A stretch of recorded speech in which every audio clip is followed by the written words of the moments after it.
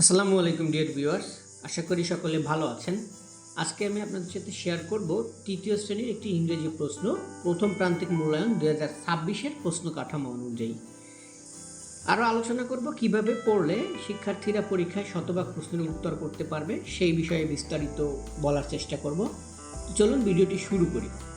আপনারা জানেন যে এবার 70 নম্বরের পরীক্ষা হবে, বাকি 30 নম্বর হচ্ছে ধারাবাহিক মূল্যায়ন, যেটা ক্লাসে টিচার নেবে।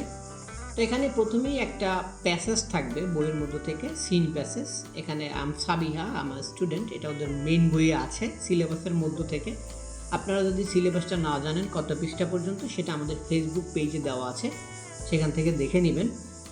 তো যে কোনো একটা প্যাসেজ আসতে পারে, সো আপনারা সিলেবাসের মধ্যে যে কয়টা প্যাসেজ আছে সবগুলো প্যাসেজ দিয়ে ওদের রিডিং, শব্দ অর্থ এগুলো পড়িয়ে রাখবেন এবং এই প্রশ্নগুলো প্যাসেজ থেকে পড়াবেন। 1 নম্বরে থাকবে হচ্ছে ট্রু ফলস। এখানে 5টা প্রশ্ন থাকবে, ট্রু এবং ফলস এগুলো লিখতে হবে। এরপরে 2 নম্বরে থাকবে একটা ফিল ইন দ্য ব্ল্যাঙ্কস। উপরে বক্সে ওয়ার্ড দেওয়া থাকবে, 2-1টা ওয়ার্ড এক্সট্রা দেওয়া থাকবে। এই ফিল ইন দ্য ব্ল্যাঙ্কস এটাও প্যাসেজের মধ্য থেকে। এটা কয়েকবার প্র্যাকটিস করালে এবং ওরা যদি অর্থসহ এগুলো পড়ে তাহলে কিন্তু ওরা বুঝবে এবং পরীক্ষায় লিখতে পারবে। 3 নম্বরে থাকবে হচ্ছে প্রশ্ন। ওই প্যাসেজের মধ্য থেকে 5টা প্রশ্ন থাকবে, 10 নম্বর। এইগুলো কিন্তু ওদের পড়িয়ে রাখবেন, যতগুলো প্যাসেজ আছে সবগুলো থেকে প্রশ্নগুলো শিখিয়ে রাখবেন। মেন বইয়ে অনেক সময় প্রশ্ন থাকে, অনেক সময় থাকে না, সেক্ষেত্রে গাইডে অবশ্যই প্রশ্ন আছে, সেই প্রশ্নগুলো ওদের শিখিয়ে রাখবেন।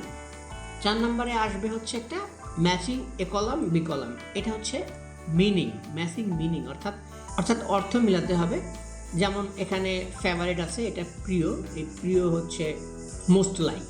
সো এই পাশের অর্থের সাথে এই পাশের অর্থ মিলাতে হবে। এই ম্যাচিং মিনিং এটাও কিন্তু ওদের প্রচুর প্র্যাকটিস করাতে হবে এবং এটার জন্য ওদের প্রচুর ভোকাবুলারি করতে হবে, অর্থাৎ শব্দ অর্থ শিখতে হবে। যত বেশি শব্দ অর্থ শিখবে তত বেশি এটার অ্যান্সার করতে পারবে।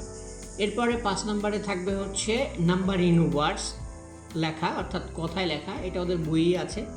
সো এগুলো কথায় লেখা শেখাতে হবে ইংরেজিতে, ইন ওয়ার্ডস কথায় 5টা লিখতে হবে, এখানে 7টা আছে।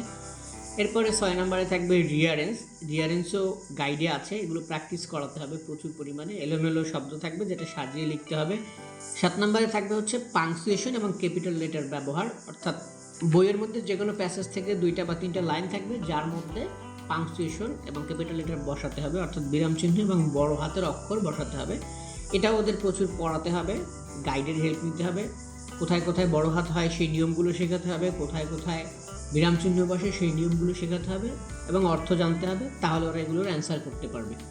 এরপরে 8 নম্বরে থাকবে হচ্ছে identify the noun, pronoun, verb from the given words. এইটা ওদের এবার নতুন আসছে প্রশ্ন কাঠামোতে। এখানে কিছু ওয়ার্ড দেওয়া থাকবে, এই ওয়ার্ডগুলো নাউন, প্রোনাউন, ভার্ব এগুলো শেখাতে হবে। এর জন্য সবথেকে বেটার হয় ওদের যদি বেসিক গ্রামারটা এখনই শিখিয়ে ফেলেন। এটা হচ্ছে পার্টস অফ স্পিচের মধ্যে নাউন, প্রোনাউন, ভার্ব শেখানো। কোন ওয়ার্ডটা নাউন, কোন ওয়ার্ডটা প্রোনাউন, কিছু প্রোনাউন ওদের মেইন বইয়ে দেওয়া আছে। আর নাউন আর ভার্ব এগুলো কিন্তু শেখাতে হবে বাইরের থেকে গ্রামার শিখিয়ে, গ্রামার পড়িয়ে। সো এগুলো কিন্তু ওদের শেখাতে হবে, অর্থাৎ পার্টস অফ স্পিচ শেখাতে হবে, তাহলে ওরা এটা আইডেন্টিফাই করতে পারবে, যেমন স্টুডেন্ট, নাউন, এই যে ইউ প্রোনাউন এগুলো।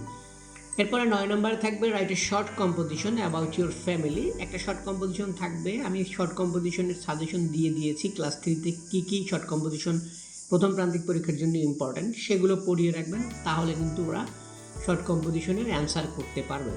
এরপরে এবারে কিন্তু বলা আছে শিক্ষক প্রয়োজনে প্রশ্ন কাঠামোতে যৌক্তিক পরিবর্তন করতে পারবেন, সেজন্য নিচে কিছু অতিরিক্ত প্রশ্ন দেওয়া আছে। এই যে ফিল ইন দ্য ব্ল্যাঙ্কস আর একটা দেওয়া আছে। তারপরে হচ্ছে কারেক্ট ফর্মস অফ ভার্ব, এটা কিন্তু নাই ওখানে প্রশ্ন কাঠামোতে, কিন্তু এটা কিন্তু এবার যদি টিচার দেয় দিতে পারে। So correct forms of verb পড়াতে হবে, এই যে বি ভার্ব এখানে কোনটা হবে, হি, ইজ, এগুলো গ্রামারের বিষয়ে ওদের শিখাতে হবে। কোনটা কখন বসে ভার্ব সেইটার নিয়ম শেখাতে হবে, এজন্য বেসিক গ্রামারটা শিখতে হবে।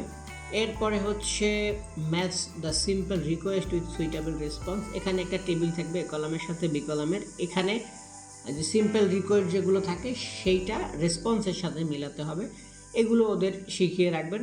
এ ধরনের প্রশ্ন যদি দেয় তাহলে যত পারে। সো এই ছিল প্রথম প্রান্তিক পরীক্ষার একটি ইংরেজি প্রশ্ন 3য় শ্রেণীর জন্য।